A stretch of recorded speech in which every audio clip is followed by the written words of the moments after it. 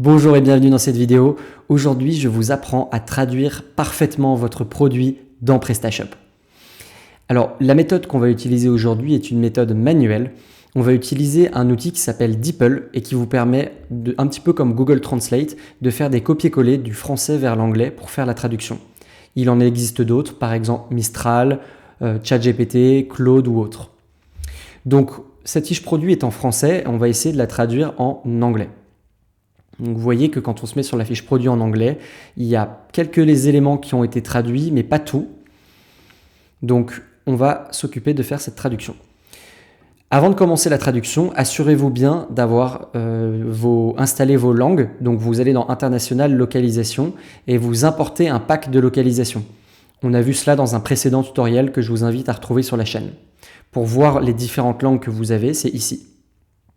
Donc on voit que j'ai 3 langues.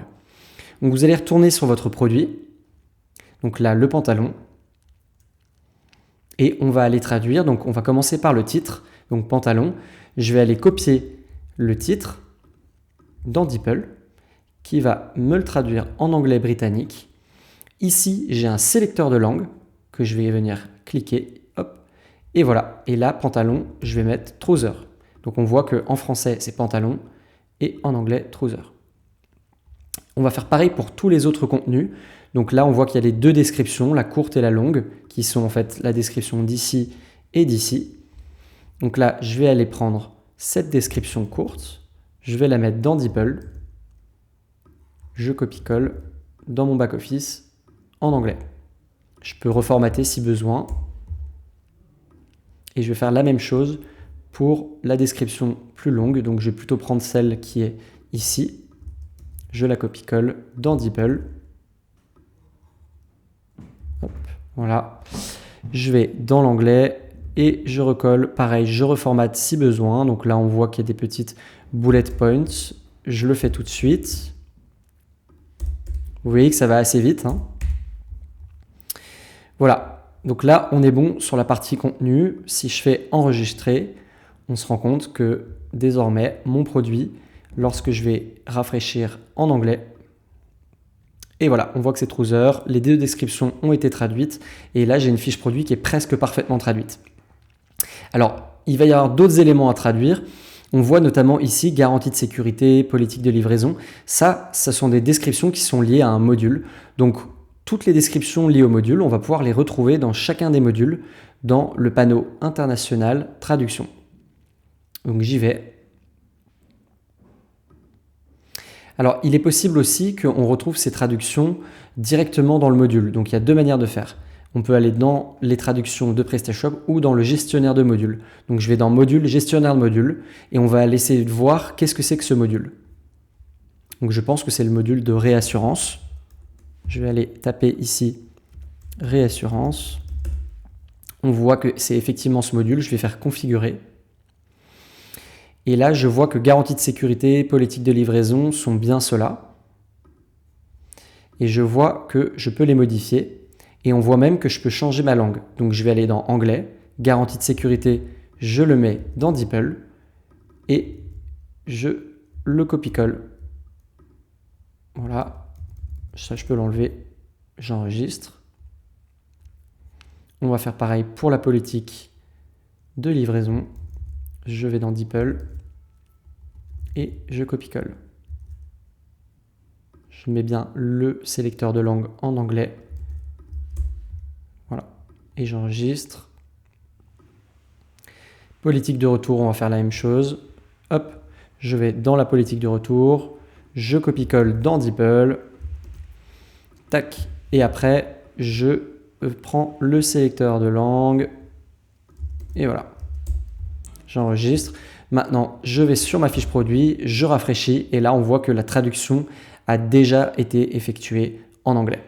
Donc voilà, l'objectif, c'est que vous allez devoir parcourir votre site à la recherche d'éléments non traduits.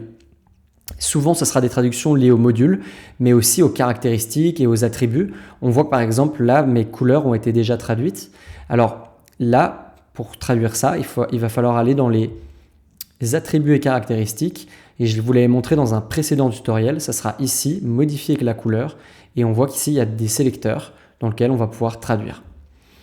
Voilà, donc mon produit est parfaitement traduit, mais maintenant, il y a aussi d'autres éléments qui sont liés par exemple au SEO. Donc pour voir tous les autres éléments, on va retourner dans le produit.